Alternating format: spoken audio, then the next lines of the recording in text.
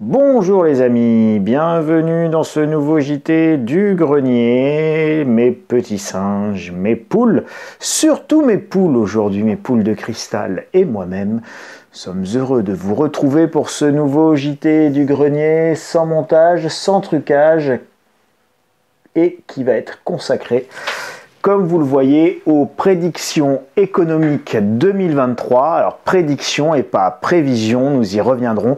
Mes poules ne font pas des prévisions, mes poules sont de cristal, elles font donc des prédictions.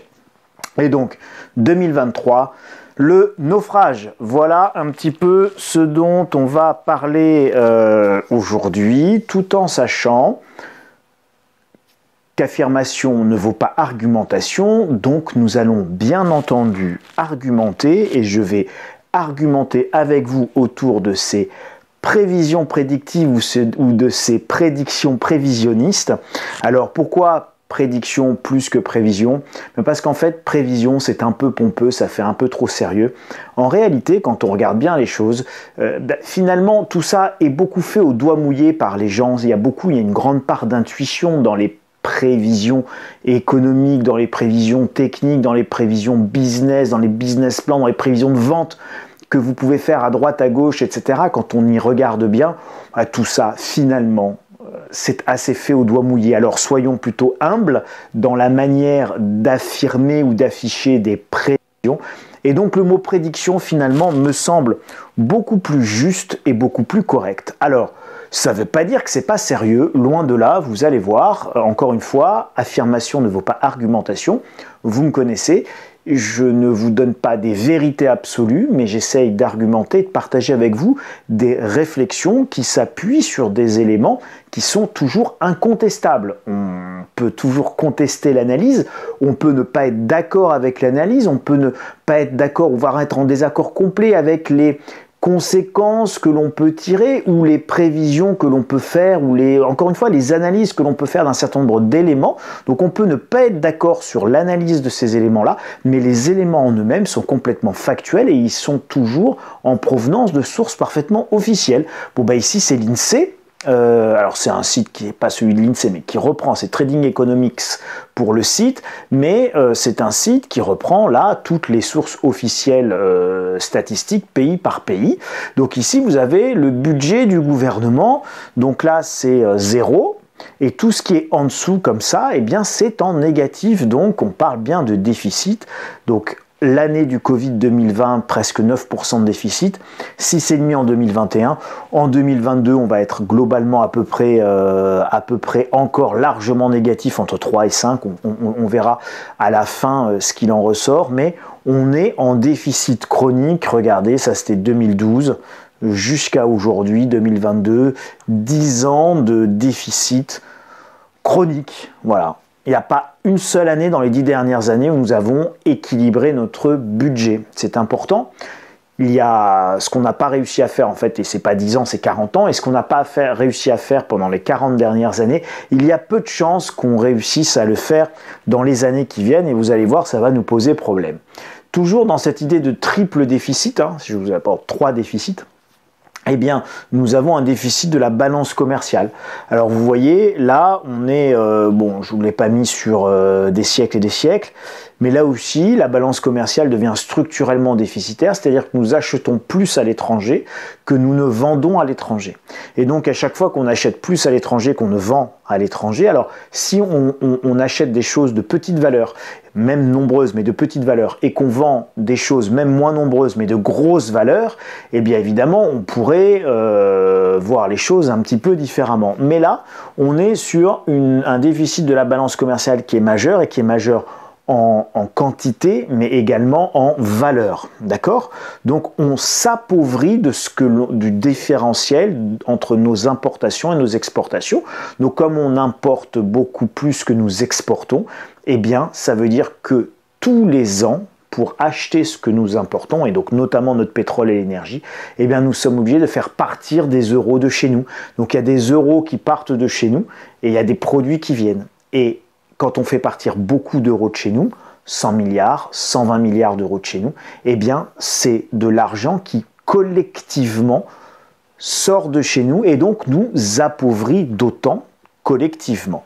Voilà, bon, je crois qu'il n'y a pas photo, hein, c'est absolument dramatique. Et sur 2022, eh bien évidemment, on a même un creusement très important du déficit mois après mois. Hein, là, on est sur l'année 2022, donc c'est juste très mauvais. Et donc évidemment, bien, on a le déficit, et c'est le troisième, le déficit des comptes courants. Alors, le déficit des comptes courants, c'est quoi? Eh bien, c'est un peu la même chose que la balance commerciale, mais entre les entrées et les sorties de capitaux. Donc vous pouvez avoir, on peut effectivement faire sortir de l'argent de France parce qu'on achète beaucoup plus que l'on ne vend à l'étranger. Mais dans le même temps, on pourrait tout à fait avoir des très très gros investissements étrangers, beaucoup d'argent qui rentrerait, les investisseurs qui achètent étrangers, qui achètent plein d'actions en bourse sur le CAC 40, donc qui amènent des flux d'argent, des investisseurs qui créent des usines en France tellement l'énergie serait pas chère, abondante et peu coûteuse, donc ils disent oh, génial, on va aller implanter toutes nos nouvelles usines européennes en France, tellement c'est un paradis fiscal, énergétique, enfin bon, c'est un pays tellement extraordinaire en termes de sécurité, etc., que vraiment on va s'installer en France parce qu'on a la sécurité physique, énergétique, technologique, fiscale, bref, on va s'installer... Non, en fait, personne s'installe en France, et donc, c'est pas compensé par des investissements majeurs, ce qui fait que là aussi, nous sommes en déficit sur notre balance des comptes courants, et donc nous nous appauvrissons réellement entre les entrées de capitaux et les sorties de capitaux, je vous confirme, on s'appauvrit, donc voilà ce que c'est que les triples déficits, et donc c'est pas bon signe du tout, et c'est pas bon signe du tout parce qu'en plus tout ça c'est année après année et ça continue à se cumuler et donc ça se cumule dans quoi? Eh bien ça se cumule évidemment dans une dette publique qui n'en finit pas de monter. Nous sommes en 1992 ici. En 1992, pour vous donner un marqueur temporel, c'est Michel Rocard, 90-91, pardon. C'est Michel Rocard qui est Premier ministre, me semble-t-il, et ça va être à peu près la date de création du RMI, l'ancêtre du RSA, donc le revenu de solidarité active, son ancêtre, c'est le RMI, le revenu minimum d'insertion. Et ce revenu minimum d'insertion, il est créé dans les années, tout début des années 90, 90-91, vous regarderez précisément, et puis vous donnerez la date exacte dans les commentaires. Mais globalement, on est là. Et donc, on est à quoi? On est à moins de 40% de dette sur PIB. Alors, je ne vous fais pas une relation entre le RSA et la dette, je vous fais une relation entre l'assistanat de manière générale sous toutes ses formes, l'augmentation des impôts pour financer cet assistanat dans toutes ses formes, et l'explosion progressive évidemment de la dette qui va passer de moins de 40% à bientôt 120%. Bon là on a une petite correction, c'est normal. Ce qu'il faut savoir c'est qu'en 2020 on a une chute de 10% du PIB, donc quand le PIB baisse de 10%, et mécaniquement la dette s'envole, d'autant plus, et puis quand le PIB reprend, la dette, parce que le PIB réaugmente plus, notre PIB avait repris 10%, donc la dette qui est exprimée en ratio, c'est-à-dire en pourcentage de dette sur PIB, ça baisse. Mais tout ça est extrêmement factice. Ce que vous devez comprendre, c'est que ça ne change rien à la tendance de long terme, et là on va rajouter encore 4, 5, 6 points, donc on va évidemment repartir cette année à la hausse. D'accord ? Donc voilà pour le grand tableau objectif sur les chiffres de l'INSEE de la situation financière et patrimoniale au sens très large de notre pays, et c'est une situation dramatique pour un pays. C'est-à-dire que quand vous voyez tous ces éléments-là, 4 éléments clés, ces 4 éléments clés sont extrêmement mauvais, extrêmement dégradés, et donc c'est compliqué de redresser des finances qui sont dans cet état-là. D'autant plus compliqué que nous n'avons plus les leviers de souveraineté pour le faire, et donc si on se moque beaucoup des Anglais qui ont fait le Brexit, il ne faudrait pas le faire, parce qu'en fait en faisant le Brexit, les Anglais se sont redonnés des leviers de souveraineté. Et il n'est pas dit que l'avenir ne donne pas évidemment raison aux Anglais. Aujourd'hui, l'État français est complètement désarmé, soumis à Bruxelles, qui, je le rappelle, est soumis au lobby, qui réussissent quand même à corrompre à coups de millions un certain nombre de députés, vice-présidents, etc. Donc c'est quand même majeur. Alors, pour résumer ce que nous allons vivre vraisemblablement sur l'année 2023 qui s'annonce d'ici quelques jours, eh bien, alors je vous l'ai mis à peu près dans l'ordre, d'accord, dans l'ordre temporel où ça devrait à peu près arriver. Donc on va reparler de la guerre en Ukraine, avec bientôt on fêtera un triste anniversaire d'1 an de conflit, c'était le 24 février 2022, donc vous voyez on se rapproche de l'année complète de conflit. On n'a pas l'air de vouloir s'acheminer vers des négociations. Macron essaye de téléphoner à Poutine, mais Poutine ne décroche pas, donc il n'y a même pas, si vous voulez, aujourd'hui de canaux de dialogue qui puissent être directs entre les chefs d'État occidentaux et le président russe, que ça plaise ou pas, c'est pas le sujet, d'accord. Encore une fois, on reste sur des faits, on analyse des faits, et donc on fait des prévisions, non pas par rapport à des sentiments, à des émotions ou à des opinions, mais par rapport à des faits. Et moi, je regarde uniquement et toujours que les faits, et je les regarde avec une grande froideur et une grande distanciation, et c'est ce qui explique aussi qu'on prévoit mieux et on comprend mieux ce qui va se passer, on anticipe mieux quand on retire toute l'émotion, tout le politiquement correct, tous les trucs d'usage, etc., etc. Donc, l'Ukraine redoute une deuxième phase de l'offensive russe. Ils ont raison de redouter ça. Il y a de fortes chances que l'Occident montant les enchères, la Russie monte les enchères également et suive. Vous avez aujourd'hui des centaines de milliers de soldats russes. Je vous rappelle, il y a eu des mobilisations. Entre le moment où vous mobilisez et le moment où vos soldats ils sont à peu près dégrossis, à peu près prêts, il faut évidemment organiser, structurer tout ça. Donc vous mobilisez, vous formez, vous filez des fusils, vous équipez, vous constituez des unités, vous leur apprenez à manœuvrer. Bref, tout ça, ça prend plusieurs mois. Donc ce à quoi vous assistez, c'est juste une pause dans la guerre. Et il est fort probable, ça ne veut pas dire que c'est sûr, ça veut dire qu'il est fort probable en revanche que nous ayons une deuxième phase assez intensive du conflit et que nous allions vers une nouvelle phase paroxystique en début d'année 2023 avec sans doute une offensive de l'armée russe, tout en sachant qu'en plus les sols seront bien durs, bien gelés, et donc c'est évidemment de bonnes conditions pour faire manœuvrer des armées mécanisées. Je ne vais pas dire forcément très modernes, mais en tout cas des armées mécanisées. Autre sujet qui va dominer, et notamment si on a une autre phase paroxystique dans le conflit russo-ukrainien, qui en réalité est une confrontation entre l'Occident et la Russie, entre basiquement l'OTAN et la Russie, eh bien, nous aurons une montée des tensions, une escalade des tensions avec la Chine, et des problèmes avec l'île de Taïwan ne sont pas exclus. Ce qui veut dire que de toute façon, dans tous les cas, 2023 va continuer à marquer une forte démondialisation, une forte déglobalisation. Et donc cette démondialisation et cette déglobalisation, on va même dire cette déchinoisisation, ça ne se dit pas du tout, mais vous comprenez l'idée, c'est retirer la Chine de notre économie, donc se rendre beaucoup plus autonome et indépendant vis-à-vis de la Chine. Eh bien, c'est ça la démondialisation et la déglobalisation.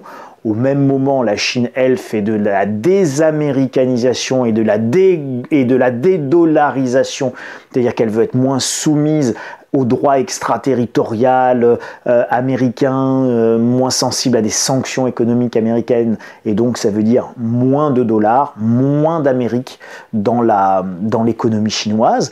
Or, vous le savez, si les prix baissent, si on a accès à des produits qui étaient peu coûteux, c'était parce que nous avions fermé nos usines ici, qui coûtaient cher, nous les avions réouvertes là-bas, avec des productions pas chères et à bas coût. Et donc, la globalisation, la mondialisation sont des phénomènes extrêmement déflationnistes qui ont fait baisser les prix. À partir du moment où vous démondialisez, vous déglobalisez, eh bien vous renforcez, vous recréez un phénomène inflationniste, puisque si nous ne pouvons pas acheter à la Chine, qui produisait à bas coût, eh bien nous allons acheter ailleurs, mais à des coûts plus chers, voire même reproduire chez nous, mais à un coût plus élevé. Et donc les prix vont tendanciellement, structurellement, être orientés à nouveau à la hausse. La mondialisation était déflationniste, la démondialisation, par effet miroir que vous comprendrez aisément, est totalement inflationniste. Et donc ça nous amène à la poursuite de l'inflation sur toute cette année 2023. Alors une inflation que pour le moment il est très difficile de prévoir parce qu'elle va dépendre d'un certain nombre de facteurs que je vais vous exprimer ici. Alors une inflation de 7 à 17%, c'était pour faire un petit clin d'œil de 7 à 77 ans. Alors j'espère que nous n'aurons pas et que nous ne vivrons pas une inflation à 77% parce que là par contre on partirait clairement en hyperinflation. Mais en tout cas, voilà, un intervalle d'incertitude très important sur l'inflation en 2023, et toute personne qui veut vous faire des prévisions, qui veut vous partager des prévisions, se doit de vous donner et de vous expliquer cet intervalle très important. Pourquoi ? Parce qu'évidemment, 7%, si le choc énergétique, le gros du choc énergétique est derrière nous, si les prix de marché baissent, si on arrive à s'approvisionner en GNL, en gaz naturel, bon, tout ça, ça pourrait se calmer, on pourrait commencer à réouvrir nos usines, on pourrait commencer à reproduire, et donc on aurait une inflation plutôt aux alentours de 5 à 7%. Si tout se passe bien, en fait, je vais vous le dire autrement, si tout va pour le mieux en 2023, on sera entre 5 et 7% d'inflation. Ça, c'est le scénario rose, c'est le meilleur des scénarios, c'est entre 5 et 7%. Je crois que les prévisions de la Banque Centrale Européenne sont de 6,8% d'inflation pour 2023. Donc vous voyez, quand je vous dis entre 5 et 7, je suis globalement complètement sur les niveaux de la prévision de la Banque Centrale Européenne. Et pour une fois, je suis d'accord avec les prévisions de la Banque Centrale Européenne. Le 15 à 20%, c'est dans quel cas ? Eh bien, c'est dans le cas d'un conflit paroxystique avec l'Ukraine.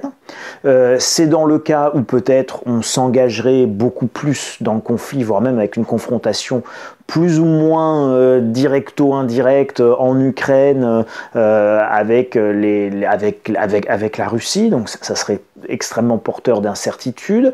Une inflation beaucoup plus élevée si on a une accélération de la démondialisation en raison de tensions avec la Chine, et imaginez par exemple qu'on ait les mêmes sanctions à l'égard de la Chine que ce que nous avons pu prendre à l'égard de la Russie. J'avais fait une vidéo là-dessus sur le tarif de sanctions à l'égard de la Chine comme de sanctions à l'égard de la Russie, enfin de sanctions identiques. On est sur 30% d'inflation. Donc ça va dépendre profondément de ce qui va se passer, tout en sachant que même Macron vient de dire il y a quelques jours que l'hiver 2023-2024 va être difficile à préparer, ce qui est très logique. On va terminer l'hiver, on a réussi à remplir nos réserves, mais on va terminer l'hiver à plat. Or, il faudra re-remplir nos réserves pour le prochain hiver 2023-2024 sans gaz russe. Or, nous avons rempli les réserves de cet hiver-là que nous sommes en train de traverser, quand même essentiellement grâce aux dernières livraisons de gaz russe avant fermeture définitive.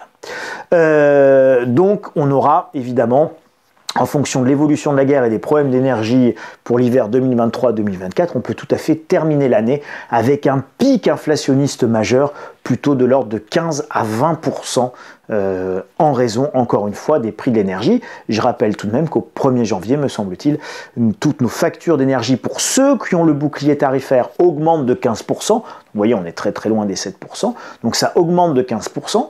Et pour ce qui concerne ceux qui n'ont pas le bouclier tarifaire, eh ben c'est x3, x4, c'est entre x3 minimum et x10 pour les factures d'électricité, d'où tous les boulangers qui ferment, toutes les entreprises et les PME qui ferment. Donc on va avoir un vrai problème là-dessus. Donc, poursuite de ce phénomène inflationniste, dont on peut difficilement encore pour le moment mesurer l'ampleur en raison de ce que je viens de vous dire, mais en tout cas de 7%, on ne descendra pas tellement en dessous de 7%, et on a plus de chances d'aller plus haut que 7% que évidemment plus bas de 7%. Donc dans ce contexte, on va avoir une poursuite de la hausse des taux d'intérêt par les banques centrales, donc que ce soit la BCE en Europe ou la Fed, la Réserve fédérale aux États-Unis, donc avec des taux à plus de 4% en Europe. Je parle du taux directeur, hein, pas le taux auquel vous empruntez, ça sera encore plus élevé puisque vous avez la marge de la banque commerciale, mais les taux directeurs des banques centrales, aujourd'hui on est à 2,5, les voir à 4 en Europe, c'est assez cohérent, et à plus de 5 aux États-Unis, plutôt deuxième moitié évidemment de l'année 2023. Donc ça, c'est vers ça qu'on va vraisemblablement s'acheminer. Donc cette hausse des taux va logiquement continuer à produire la poursuite du dégonflement des bulles, donc des grandes bulles spéculatives que sont la bulle boursière, la bulle obligataire et puis évidemment la bulle immobilière. Donc tous ces actifs qui ont beaucoup augmenter grâce à des taux zéro, voire même des taux négatifs, et bien ces actifs vont continuer logiquement à corriger. Ça veut dire aussi, par voie de conséquence, hein, entre les difficultés économiques, le taux d'inflation, les difficultés d'approvisionnement, la démondialisation, la déglobalisation, ça veut dire qu'évidemment, nous allons avoir une croissance extrêmement faible, atone, voire effectivement un risque de récession particulièrement élevé en Europe.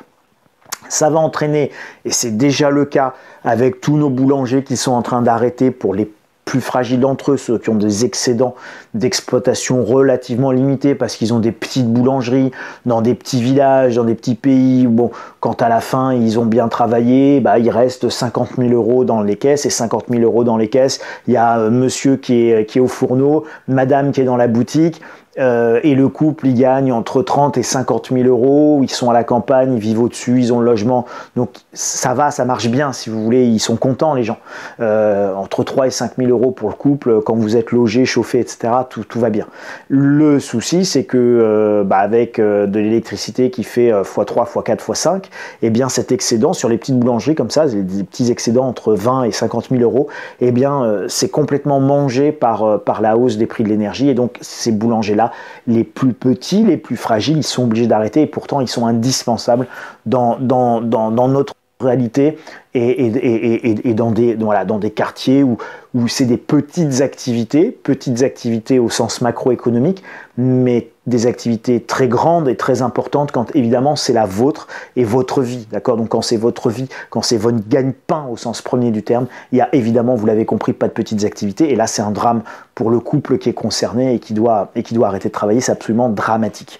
Donc on va avoir une hausse spectaculaire des faillites d'entreprises et des commerces en l'absence de bouclier tarifaire étendu à plus d'activités. Donc ça va être vraiment un grand enjeu.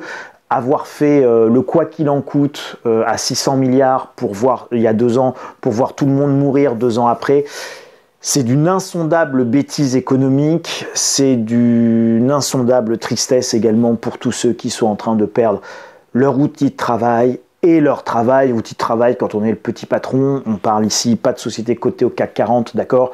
On parle de nos PME, on parle de nos commerçants, on parle de nos artisans.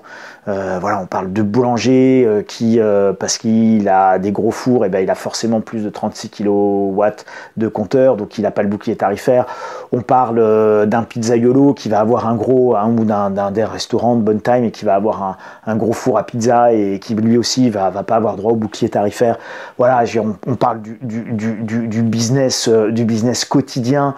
On parle de la vraie vie, on ne parle pas encore une fois des grandes multinationales et des multimilliardaires, on parle de la vraie économie du quotidien et des gens. Eh bien, tout ça, quand vous allez le mettre bout à bout, eh bien, logiquement, ça va nous amener à une augmentation du triple déficit par lequel j'ai commencé cette vidéo et sur lequel je voulais attirer votre attention. Et donc, on va dégrader évidemment encore notre déficit budgétaire, il y aura moins de rentrées fiscales, il y aura plus de dépenses sociales, enfin bon, voilà, on va plonger. Notre déficit commercial, tout, on arrête nos usines ici, donc on va produire de moins en moins, exporter de moins en moins, plus d'investissement en France, hein, aujourd'hui, mais de manière générale en Europe, un industriel, Aujourd'hui, quand il doit ouvrir une usine, c'est le cas par exemple de Safran, les moteurs d'avion qui veut ouvrir une usine, direction a priori les États-Unis, parce qu'évidemment, aux États-Unis, énergie pas chère, ici énergie très chère, donc coût de production multiplié par 10 ici par rapport à là-bas, donc vas-y que je vais produire en zone dollar. Donc déficit commercial, ça va aggraver le déficit des comptes courants. Donc tout ça, voilà, la situation financière de notre pays va se dégrader, elle était déjà vraiment pas fameuse, elle était déjà en forte dégradation, et donc évidemment la gestion du Mozart de la finance va nous amener à cette espèce de requiem vraiment de la gestion financière du pays, et donc ça devrait connaître son apogée avec à peu près au milieu de l'année prochaine, une dégradation de la note souveraine de la France qui a déjà été mise sous perspective négative. Donc voilà, je pense que ce phénomène-là va continuer. Ça serait assez logique qu'on parle de la dégradation de la note souveraine. Et donc, quand les notes souveraines commencent à se faire dégrader, eh bien évidemment, on attise les divergences économiques au sein de la zone euro, et donc on se prépare tout simplement une nouvelle crise européenne, une nouvelle crise de la zone euro, à la fois sur les sujets de l'énergie et à la fois évidemment donc du marché de l'énergie, du mode de fixation des prix, et puis à la fois évidemment sur les grands équilibres financiers avec une banque centrale européenne qui est commune pour l'euro et les pays membres de la zone euro, et des divergences budgétaires et économiques majeures entre des pays comme l'Allemagne, les Pays-Bas, et puis la France, l'Italie, l'Espagne, le Portugal. Donc, voilà, a priori, fin d'année 2023, on aura à nouveau de fortes tensions politiques, et si tant est qu'on arrive d'ailleurs à fin 2023, elles pourraient même, ces tensions, arriver un petit peu plus tôt. Voilà le panorama de l'année 2023. Alors, ça veut dire de se préparer à être individuel. Alors, la préparation, la résilience, ça n'a rien de socialiste, d'accord?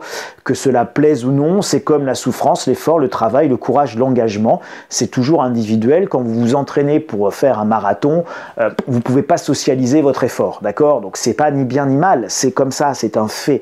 Que ça vous plaise ou pas, c'est un fait, d'accord? Vous ne pouvez pas faire que votre entraînement soit supporté par les autres, que votre souffrance soit supportée par les autres. Vous pouvez vous faire encourager, vous pouvez vous faire éventuellement en partie aider, mais à un moment donné, souffrance, effort, travail, courage, engagement, ce sont des choses individuelles et ça n'est en aucun cas collectif, d'accord? Donc dans la préparation, eh bien c'est un acte individuel, c'est un acte personnel, et ça va dépendre de chacun de vous. Vous allez mettre le curseur là où vous le souhaitez, c'est très important que vous le mettiez vous, là où vous le souhaitez. Et c'est certainement pas à moi de vous dire comment faire. J'ai beaucoup de commentaires, comment on se prépare. Comment on se prépare, c'est pas à moi de vous le dire. En revanche, c'est à moi, je peux en tout cas vous partager quelques réflexions sur la manière dont on peut le concevoir. Donc la résilience et la préparation, à minima, c'est vos besoins de base, c'est-à-dire pouvoir se loger, se chauffer, se nourrir. Pour ça, en général, eh bien, il y a une notion de logement et il y a une notion de travail et de revenu. D'accord? Donc ça veut dire que se préparer, c'est forcément agir sur ce que moi j'appelle le PEL, le patrimoine, emploi, localisation, et pas le plan épargne logement, mais vous l'avez compris, c'était un petit clin d'œil au placement, à l'un des placements préférés des Français qui est le plan épargne logement. Mais là, c'est votre patrimoine, votre emploi, votre localisation. Ce sont les trois piliers de votre liberté individuelle, et ce sont des choses sur lesquelles vous pouvez agir vous directement. Vous pouvez choisir comment vous utilisez votre patrimoine et votre argent. Vous pouvez choisir là où vous travaillez. Ça ne veut pas dire que vous allez changer. Ça ne veut pas dire que vous voulez changer. Ou ça ne veut pas dire que c'est facile de changer. D'accord? Et puis, vous pouvez jouer sur votre localisation. Eh bien, moi, j'étais banquier à Paris et je me suis retrouvé un jour économiste, youtubeur de grenier en Normandie. Voilà, eh bien, j'ai agi sur mon patrimoine, sur mon emploi, sur ma localisation. Très concrètement, ça passe à travers le fait de faire des choix, et des choix extrêmement forts. Donc la résilience, c'est ça. Donc prévoyez évidemment le stock de tout ce que vous consommez, ça c'est la base, d'accord? Donc ayez de quoi tenir, ayez de quoi amortir toujours l'inflation. Les salaires, vous avez des effets de second tour, donc les salaires ils augmentent. Le SMIC a augmenté de presque 7% cette année. Donc le SMIC a augmenté. quand bien même il augmente un petit peu moins que l'inflation, le SMIC a augmenté, mais il augmente toujours avec retard. Ça veut dire, encore une fois, que vous avez intérêt à acheter aujourd'hui ce que vous consommerez demain au prix d'aujourd'hui pour le consommer demain et racheter encore demain et consommer au prix d'après-demain. Et donc, vous allez absorber comme ça le retard d'indexation de vos salaires. Donc, c'est important, cette notion de stockage, c'est un bon placement, c'est important. Encore une fois, j'irais bien, surstockez pas. Si vous surstockez et vous jetez 10% de ce que vous stockez pour absorber une inflation de 10%, bah c'est ballot, vos efforts vont pas servir à grand chose. Donc voilà, ça aussi, ça se gère et ça se fait avec pondération et tempérance. Voilà, ne soyez pas excessif. Ne stockez pas du fromage et du jambon pour une raclette, je vous en parlerai demain, parce que Macron a parlé de fromage et de jambon et il nous a fait toute une raclette. Et je pense que vous aurez droit à une vidéo demain de Bref l'effondrement consacrée aux derniers propos très peu commentés et passés assez inaperçus du président Macron, mais qui valent largement le fait de s'apesantir dessus. Et puis la préparation, bien entendu, c'est aussi votre volet emploi, activité, revenu. Comment gagnez-vous votre vie? Que savez-vous faire? Quel savoir-faire pouvez-vous rajouter? Quelle formation suivre? J'entends déjà ceux qui vont couiner en disant « Ah oui, mais maintenant le CPF, faut payer. » Et oui, bah, la formation, c'est pas gratuit, les cocos.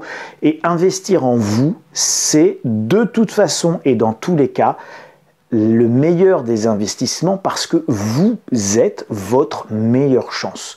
Vous êtes votre plus grand atout, vous êtes votre premier actif. Si vous êtes malade, vous ne pouvez pas travailler. Vous êtes votre premier actif, votre santé est votre premier actif. Vous êtes le plus important de votre famille si c'est vous qui ramenez de l'argent. Vous êtes donc l'actif, mais l'actif pas l'actif au sens le travailleur. Vous êtes l'actif, celui qui rapporte, celui qui crée la valeur, d'accord? Donc vous êtes un actif quasiment financier. Et donc vous êtes l'actif le plus important pour votre famille. Donc c'est très important ça. Formez-vous, augmentez votre valeur. Et c'est pas à moi de vous dire quoi faire. Il y en a, ils vont se dire, ben voilà, aujourd'hui je suis smicard travaillant à la chaîne, demain je vais suivre une formation de plombier et je vais gagner 180 000 ou 200 000 euros de chiffre d'affaires à l'année avec une forte marge, et donc à la fin je peux me sortir un 7-8 000 euros par mois en étant plombier. Je vous assure, ça marche. Après, faut aimer porter, d'abord faut aimer la plomberie, faut aimer ramper sous les éviers, faut aimer souder, faut avoir la force physique de porter un ballon d'eau chaude de 300 litres, qui est pas plein, hein, rassurez-vous, on le vide avant normalement, ou on ne le remplit pas avant de le porter, évidemment, mais bon, c'est quand même, voilà, c'est des charges lourdes, etc. Donc c'est un métier difficile, plombier, mais c'est un métier qui rapporte de l'argent. Donc, quelle formation suivre, quoi faire, voilà, tout ça, ce sont de toute manière des choses que vous retrouvez de toute manière dans tous les dossiers stratégie. Il y en a maintenant plus de 80, presque 90 pour les abonnés, et donc ça couvre toutes les thématiques, y compris l'emploi, la localisation et évidemment votre patrimoine, donc toutes les dimensions du PEL. Voilà, bon, ça c'est le dernier qui est en ligne concernant la Troisième Guerre mondiale, mais c'est bien plus vaste que ça. Donc ceux qui veulent aller plus loin, qui veulent se préparer, eh bien vous pouvez évidemment vous abonner à la lettre stratégie, et puis vous pouvez aussi réfléchir que par vous-même, travailler que par vous-même. Il y a plein de ressources de documentation gratuites sur Internet, donc voilà, allez-y, mais préparez-vous pour vous, évidemment, et puis pour ceux que vous aimez, pour vos proches. Merci de soutenir la chaîne en partageant cette vidéo et ses prédictions économiques 2023. Merci également de mettre un pouce à cette vidéo, à vous abonner à la chaîne, à activer les notifications avec la petite cloche là. Pour vous abonner à la lettre stratégie, ça doit être là-haut. Et puis bah, évidemment, vous pouvez me retrouver sur Twitter @insolenciae, la lettre d'information gratuite sur le site insolenciae.com avec une édition quotidienne gratuite. Et puis bah, écoutez, d'ici là les amis, il n'y aura plus de vidéos du grenier jusqu'au début de l'année prochaine. Je vais aller me reposer un petit peu. Il y aura quelques vidéos, bref, l'effondrement encore la semaine qui vient là. Et puis après, ce sera la trêve des confiseurs. Donc je vous souhaite de très belles fêtes de fin d'année à tous. Et puis, eh bien, on se retrouvera au début de l'année 2023 Alors sachez qu'en fait la situation va beaucoup mieux, parce que ça va beaucoup mieux aujourd'hui que ça n'ira demain en 2023, comme le disait avec humour Coluche. Allez, prenez bien soin de vous, passez de belles fêtes en famille, profitez les uns des autres, profitez de vos proches, profitez de vos enfants, profitez de vos parents et profitez de tous ceux que vous aimez. Il n'y a que ça qui soit réellement important et qui compte. Prenez bien soin de vous. Salut les amis, on se retrouve en 2023. À bientôt.